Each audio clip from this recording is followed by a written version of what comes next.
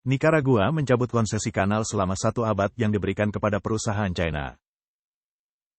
Pada tanggal 8 Mei, Kongres Nikaragua membatalkan konsesi kanal selama 1 abad yang diberikan kepada perusahaan China Sunway Group, mengakhiri upaya penipuan besar-besaran yang dipimpin oleh pengusaha paling misterius di China, Wang Jing.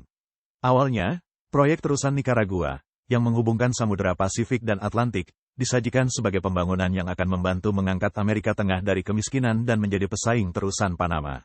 Meskipun awalnya mendapat pujian, proyek ini, yang diperkirakan menelan biaya 50 miliar dolar AS, tidak pernah memulai pembangunannya lebih dari 10 km jalan dan mendapatkan tentangan dari para petani lokal dan aktivis lingkungan hidup.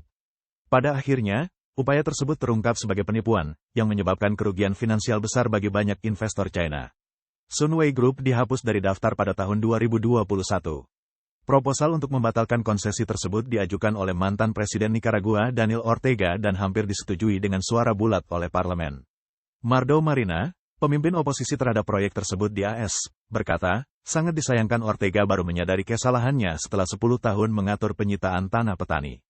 Penipuan mengejutkan yang dilakukan oleh Wang Jing dan Sunway Group terjadi ketika Wang Jing, yang awalnya mendapat perhatian publik pada tahun 2012 dan dikenal sebelumnya memiliki pemandian di Beijing, mengklaim investasi 50 miliar dolar AS dalam proyek kanal dan mendapatkan investasi konsesi operasional 100 tahun.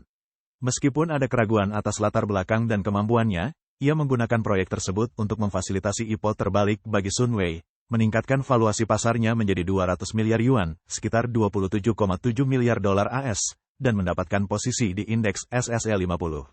Namun, aktivitas penipuannya yang berkelanjutan menyebabkan kerugian finansial yang signifikan bagi 150,000 investor pada tahun 2019.